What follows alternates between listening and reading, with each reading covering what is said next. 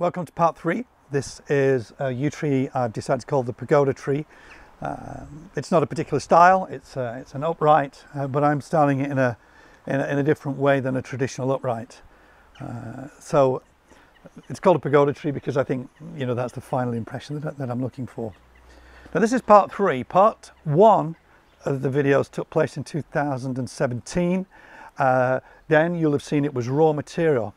And in that video I had to select the branches that I wanted to keep, remove all the branches that I didn't need, therefore channeling all the energies into those branches. And I had a vision for the tree, and it's coming along really quite well. I'm quite pleased with the way it's developing. Then I did another video in 2018, and that was further selecting branches, developing the ramification of those branches, whereby I can make a very good foliage pad.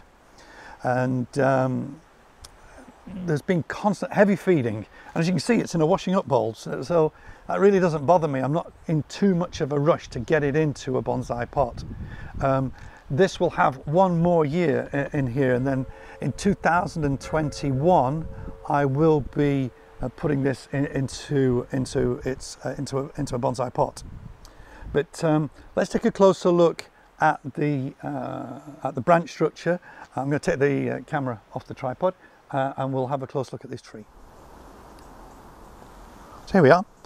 This first branch, as we said, was always very dominant. This got cleared out substantially at the very beginning by removing some of the branches here. I've not actually carved this out yet. I will be doing some work on this at some point in the future. I like the fact it's callousing nicely. I quite like these gins as well, which are nice and old. There is some. My next task really is all the pinching out of this. So I'll be pinching out a lot of this new growth. Some of it has already happened at the ends here, but the branching is happening. You know, is really working well. There's good ramification. The branches are separated nice and evenly, and there's been super back budding taking place over the last 12 months. But let's take a look at this shari that goes all the way up the tree.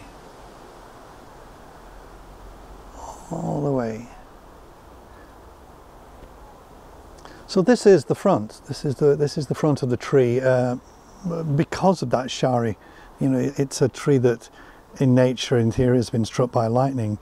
The sadness is really that this is not actually the best Nabari front. If we turn it around and we just remove that weed, you've actually got a very good Nabari here with dead wood going up to this point. And this is interesting because at that point it creates an interesting second trunk, but in actual fact we're not able to see that in the final design, because if we go to our front we can see that branch appears to come from this position, whereas in actual fact it comes from this position, and that wouldn't have been good because it would have almost been a bar branch at this point.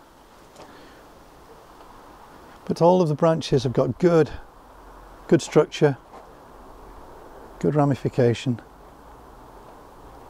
every single one.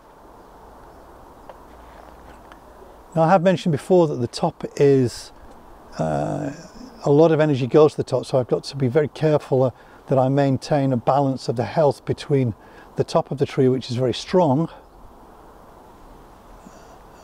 and all of these branches as they come down.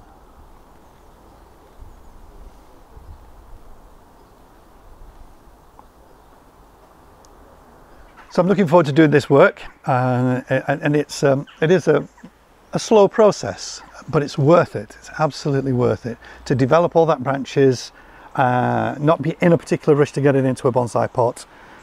It is actually quite firm in here. I'll show you. I can gently hold the bottom here, so you can see it's got a pretty good solid root mass right now, but it's not particularly root bound, so one more year in there will do it no harm whatsoever. I am always removing the weeds that are growing on the top there.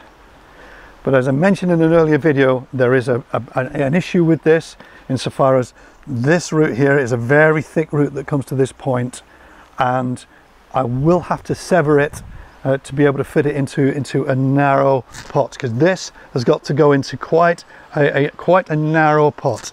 So that's going to be interesting. Thank you for watching, and I'll see you in the next video.